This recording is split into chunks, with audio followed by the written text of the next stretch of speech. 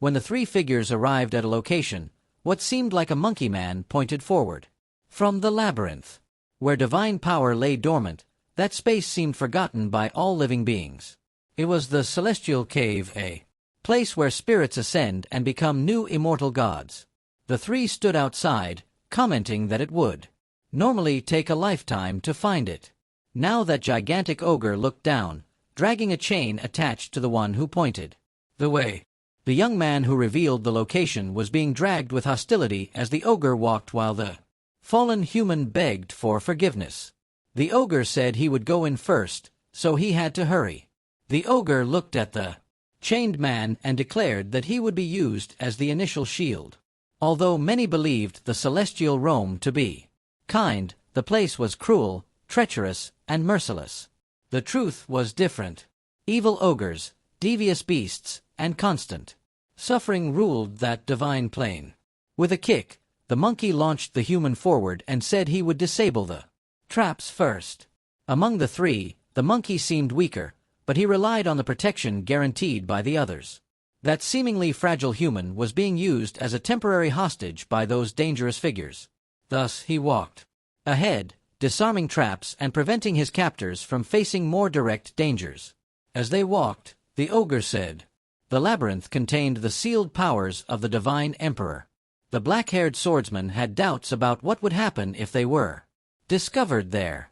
While the Hingham boasted about his own strength, the protagonist simply rolled his eyes in silence.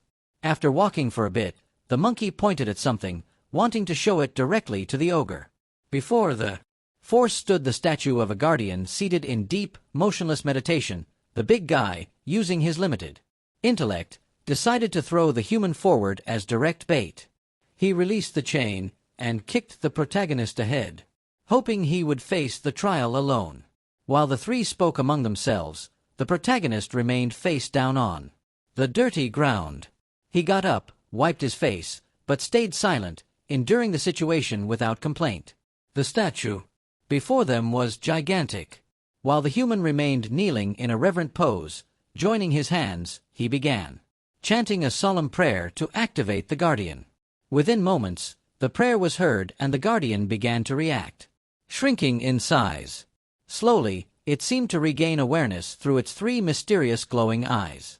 Each of the three reacted differently. The monkey was impressed, the ogre indifferent. The swordsman stayed serious while the human cried silently, moved by the sacred presence. After hearing the prayer, the guardian activated the array and stood before them. With only one eye open, glowing red, it declared itself the blind guardian divine protector. Barely listening to this, the ogre threw the human forward and charged into combat. Despite the human's protests, the brute started a direct fight against the ancient statue. He activated his power, causing his muscular arm to grow monstrously gigantic. With every strike, he believed he had control, relying on his experience in physical combat. Trying to hit the guardian, he advanced non-stop while the statue washed with a red gaze.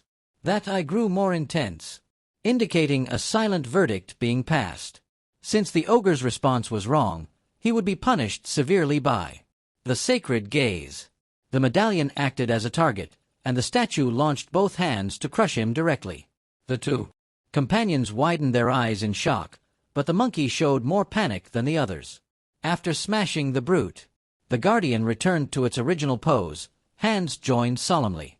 The monkey, wearing a horrified expression, didn't know whether to laugh or cry. Lost in an emotional breakdown, with his eyes closed, the human warned the monkey to do the same or suffer the same fate. Consumed by rage, the monkey ignored the warning and was immediately marked by the guardian's eyes. Since his answer was also wrong, the statue stepped on him, reducing him to nothing. Now only the swordsman remained, standing still, while the protagonist kept his eyes closed in silence. However, the guardian now closed one eye and opened the other, shifting its posture. With disdain, the swordsman asked the human what happened. When the right eye opened, the protagonist calmly replied that the guardian would close the opposite, indicating balance between the forces. But the swordsman gripped the chain tightly, choking the human with brutality. Meanwhile, the statue kept the opposite eye open, watching the growing tension between them. Suddenly, the guardian opened its hands and began to advance slowly toward the two. The statue drew near while the swordsman lifted the human by the neck with clear suspicion. The guardian then ceased its attack, declaring that their answer had been correctly presented. Even so, the swordsman kept holding the human who struggled and cursed in desperation.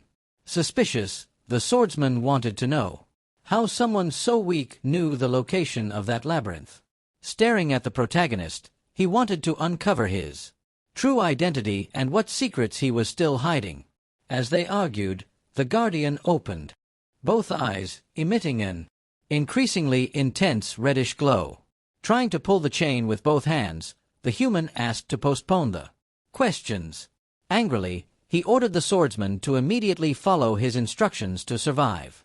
Meanwhile, the swordsman looked downward, his hand firmly gripping the sword's hilt. He used it to cut the chains that bound the human, freeing him from that humiliating submission. At that exact moment, the guardian activated a seal, transporting them to another part of that immense chamber. The human shouted that the attack would begin, urging the swordsman to follow his directions quickly. Thus, the swordsman grabbed the protagonist by the waist, spinning to dodge the imminent strike.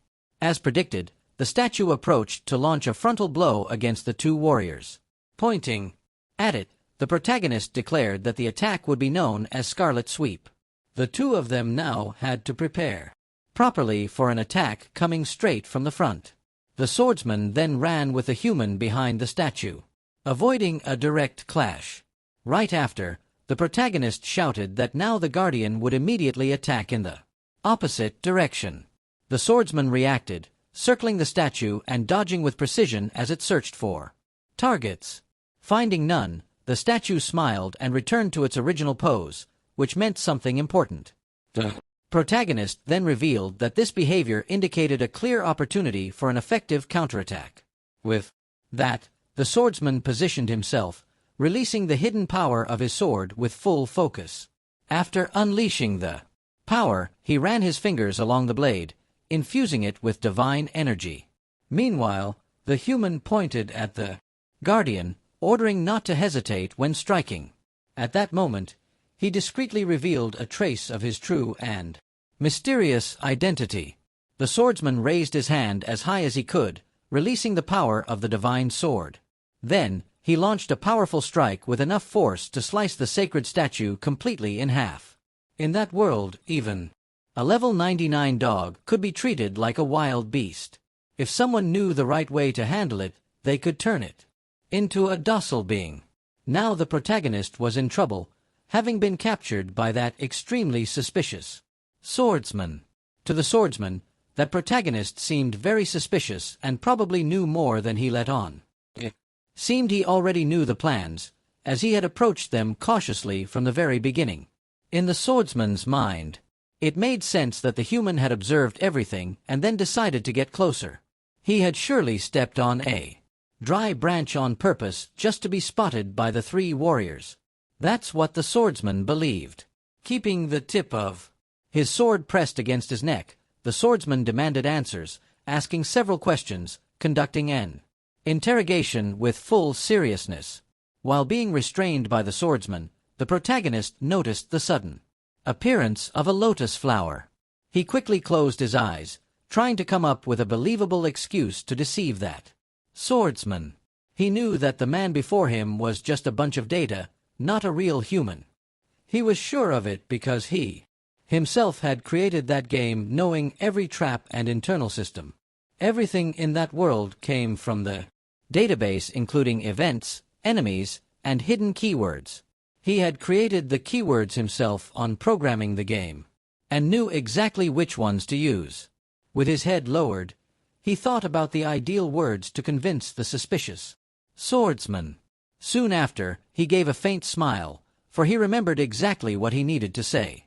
Assuming a serious expression, he looked at the swordsman and promised to reveal the entire truth immediately.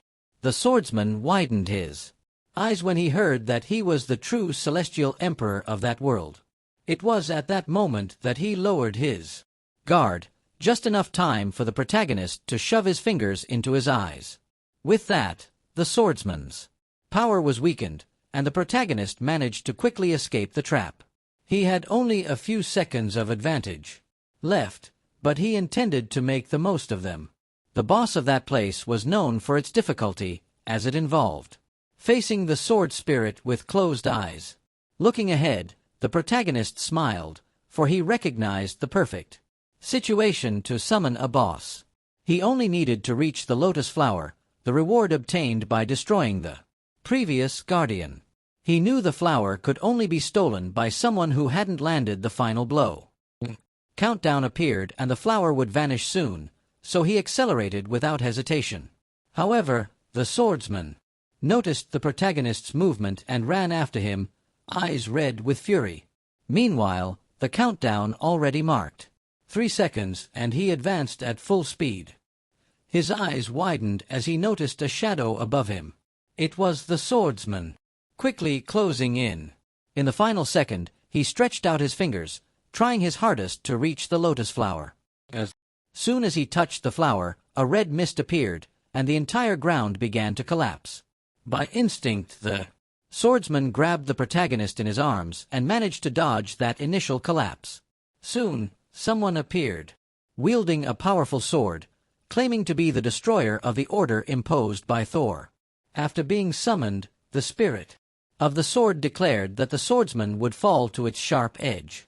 Carrying the protagonist in his arms, the swordsman shouted, asking what they should do now. He desperately wanted to know the evasion pattern for that hellish battle. The protagonist, still frightened, replied that there was no need to do anything at that moment. The swordsman looked at the enemy, admitting that alone he couldn't stop him with his current abilities. Then he stared at the protagonist, waiting for him to do or say something meaningful. It was at that exact moment that the protagonist decided to reveal the whole truth about his origin. He revealed that possessed individuals had distinct behaviors and began to describe his early experiences. He said that he had gone through the same and that it wasn't a dream, for he had reached level 900. He had become a celestial emperor after realizing he was possessed by the game and had equipped himself.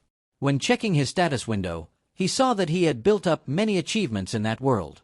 Among his feats, he had cleared an entire dungeon completely alone in just 10 seconds. He had also changed clothes more than 1,000 times, performing countless tests with appearance customization. One of his achievements was standing still for 100 hours until a phoenix landed on him. All of this was necessary to reach 99% progress within that universe. Now he was finally standing before the ghost spirit of the sword, his final enemy and true destiny. He was exactly in front of his objective to be eliminated by the strongest guardian in all of history.